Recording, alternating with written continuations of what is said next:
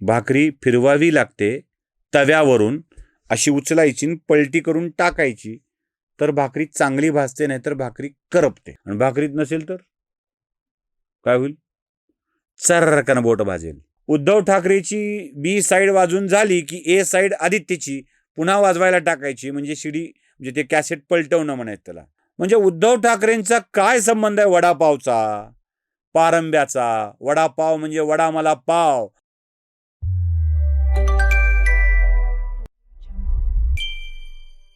नमस्कार. काका भाकरी फिरवण्यात माहीर आहेत. म्हणजे एका प्रश्नाचं उत्तर आहे ते, पान का सडलं, घोडा का अडला, भाकरी का करपली, तर न फिरवल्यामुळं. आपल्या तव्यावरची भाकरी करपू नये यासाठी एक काम करावं लागतं, भाकरी फिरवावी लागते. आणि एकदा का भाकरी फिरवली की मग पुन्हा ती मागून पुढून चांगली भाजते. मी बोललेलं वाक्य नीट ऐका. भाकरी फिरवावी लागते तव्यावरून, अशी उचलायची पलटी करून टाकायची, तर भाकरी चांगली भाजते, नाही तर भाकरी करपते. तुम्हाला आठवतंय?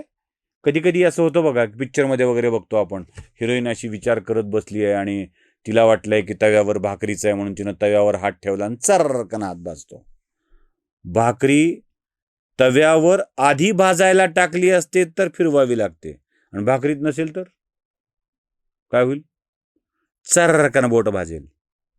उद्धव ठाकरेंचं भाकरी फिरवण्याच्या नादात असं चर्रकन बोट भाजण्याची शक्यता आहे. तव्यावर भाकरी असेल तर पलटी करता येते, तर फिरवता येते, आणि नसेल तर ही जी भाकरी फिरवणारी बोट आहेत ना, अशी तव्यावर ठेवली की ती चर्रकन पोळणार आहे. आधी उद्धव ठाकरेंनी काका सारखाच प्रयत्न कसा केला ते बघूया, कारण काकाकडून प्रेरणा घेतली आहे. 60 वर्ष पूर्ण झालेली आहेत. गेली जवळपास 12-13 वर्ष मी तुमची नेतृत्वाची जबाबदारी सांभाळतोय. पण जे आरोप माझ्यावरती होत आहेत ते जर तुम्हाला खरं वाटत असतील तर तुम्ही मला सांगायचं, मी आत्ता या पदावरनं पाय उतारवायला तयार आहे. पाहिलं? नको असेल तर मी दूर होतो, कुणाही सामान्य शिवसैनिकाला आणून बसवा. काका असंच बोलले होते, राष्ट्रवादीचा अध्यक्ष दुसऱ्या कोणाला तरी करा. मग लोक म्हणाले नाही नाही नाही, काका तुम्हीच, काका तुम्हीच. तसं इथं पण लोक म्हणाले नाही नाही नाही, साहेब तुम्हीच, साहेब तुम्हीच. काय झालंय माहिती आहे? पूर्वीच्या आता आता आता आपल्या पोरांना माहीत नाही बघा, हे ह्या जेन झीला हे माहीत नाही आहे. काय माहीत नाही आहे? सीडी पेनड्राईव्हवाली पिढी आहे ही, शिडीवाली पिढी आहे ही. म्हणजे शिडी टाकून दिली की गाणे लावले की संपेपर्यंत चालू, 100-1 गाणे एकाच शिडीत, अशी पिढी आहे. त्यांना ते कॅसेट माहीत नव्हती. आधी काढायचं A side B side, A side बी साईडवाली ही गंमत त्यांना माहीत नव्हती. म्हणजे उद्धव ठाकरेची बी साईड वाजून झाली की ए साईड आदित्यची पुन्हा वाजवायला टाकायची, म्हणजे शिडी, म्हणजे ते कॅसेट पलटवणं म्हणायचं त्याला. भाकरी पलटवायची का? माझा घोडवायला बोलता बोलता पलटवायची का? तर करपली नाही पाहिजे. म्हणजे आता उद्धव ठाकरेची साईड घासून घासून घासून आता गाणं असं अडकत अडकत चालायला लागलंय, म्हणून त्यांनी बाजू पलटी करायची, ए फॉर आदित्य टाकायची, असं काहीतरी बहुतेक त्यांचा विचार असावा. पण उद्धव साहेबांचं हे अगदी तोंडावर पडण्यासारखं झालं. आता पलटी करायची तर काय करायचं? चूल, आता ते प्रॉब्लेम असा आहे की ना त्या तव्यावर भाकरी आहे, ना चुलीवर तवा आहे, नुसती दणदण आग आहे चुलीत लावलेली. हात टाकायला जावं तर हात पोळून जायची शक्यता आहे. काय झालंय? उद्धव ठाकरे इतके संभ्रमित आहेत ना, काकांची कॉपी करायची ना, आता दुसरं काय, संभ्रमित आहेत. काकांची कॉपी. काका म्हणले होते बदललं की तुम्हीच राहा म्हणतात, मग राहता येईल. इथं काय, कुणी राहिलं काय नाही राहिलं काय, काय फरक पडतो? उद्धव ठाकरेंचा हा संभ्रम त्यांच्या बोलण्यातून दिसतोय. खरं तर उद्धव ठाकरेंच्या भाषणावर व्हिडिओ करायचं म्हणलं की एक मोठा कॉमेडी शो होतो. देवा शपथ सगळे कॉमेडी स्टार फेल ठरतील. नुसतं त्यांचं भाषण ऐकवायचं ठरलं तरी. त्यांची संभ्रमितता कशी आहे, काय बोलावं कसं कळत नाहीये, ते तुम्हाला मी ऐकवतो.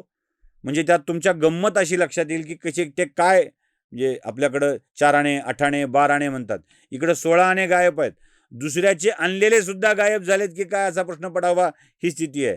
काय वडापाव, काय स्वतःचं सँडविच झालंय विचारांचं, हे सांगायला तयार नाही. ते ऐका जरा वडापाववालं. त्यामध्ये वडापाव माहितीये, पण वडापाव म्हणजे वटसावित्रीचा वड गेला. त्याच्यावरती फेऱ्या मारणं गेलं, पण वड मोठा असतो, त्याचे पारंब्या असतात. एखादा लांबून नमस्कार करतो, त्या पारंबीला वाटतं मलाच केला, तुला नाही केला, तुझ्या मागच्या खोडाला केलेला आहे, हे लक्षात ठेव. काय मुंबईचं हे वडापाव आहे आणि त्या वडापाववर काय वडाला पारंब्या असतात, पारंब्याला वाटतं आपल्याला नमस्कार केलाय, नमस्कार वडाला केलेला. अरे काय संबंध काय?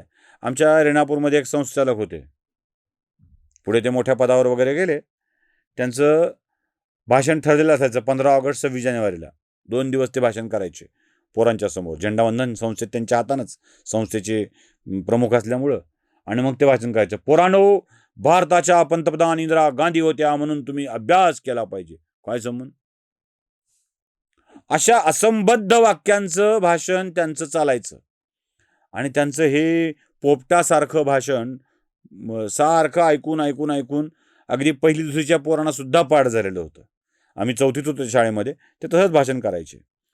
म्हणजे उद्धव ठाकरेंचा काय संबंध आहे वडापावचा, पारंब्याचा? वडापाव म्हणजे वडा मला पाव, मग वड, मग वडाला पारंब्या, पारंब्याला केलेला नमस्कार वट सावित्री पौर्णिमेला, आणि मग पारंब्याने समजायचं कारण नाही. अरे अरे अरे अरे अरे अरे बुद्धी हे गळून पडायची पाळी येते डोक्यातून, इतकी घन घन घन घन घन तिच्यावर घाव घातल्यासारखे वाटतात. किती कॉपी करणार, किती कॉपी करणार लोकांना? स्वतःचं काहीतरी असू द्या. संजय राऊतांचं ऐकता ऐकता वाईट अवस्था झाली आहे.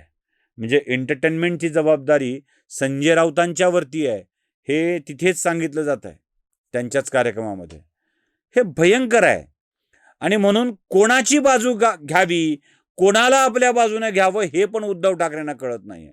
कोणीतरी ते कांबळे नावाची कविता लिहिणाऱ्या माणसाला स्टेजवर बोलवलं आणि त्यांनी अशा स्वरूपाची भाषणं केली की उद्धव ठाकरे कसे आहेत, फडणवीसांना कसं 15,000 काय 1,500 कोटी रुपये खर्चावे लागले वगैरे वगैरे भाऊ म्हणून घेण्यासाठी, उद्धव ठाकरे कसे आहेत, हे ते सगळी भाषणं तिथं झाली. या भाषणाच्या नंतर मला प्रश्न पडला की सुषमा अंधारेला स्टेजवरून बाजूला करून या बाबाला स्टेजवर आणून भाषण करायला लावलं. आणि हा विठ्ठलाच्या डोक्यात दगड घालणारा होता, शिवाजी महाराजांना अरे तुरे बोलणारा होता. ऐका जरा. असं वाटतंय बघ, तुझ्या पायाखालची वीट वडावी खडकन आणि घालावी तुझ्याच तळक्यात, करावं रक्त बंबाळ तुला. एक लक्षात ठेवा, मनगटा शिवाजी घट. आता शिवाजी म्हणतो करतो. ऐकलं? हे बुद्धिभ्रष्ट झालं की असं होतं. आपण कोणाला आणतोय, कोणाला बोलायला लावतोय, काय म्हणतोय, आपली प्रतिमा काय होणार आहे, याचं जराही संबंध राहत नाही. हे सगळं काकाची कॉपी करायला जाऊन भाकरी परतवायचं नाटक करायचं आणि मग आपल्याकडं ती भाकरी ठेवून घ्यायची. या सगळ्या प्रयत्नात हे घडलंय. उद्धव ठाकरेंचा हात पोळलाय. नमस्कार.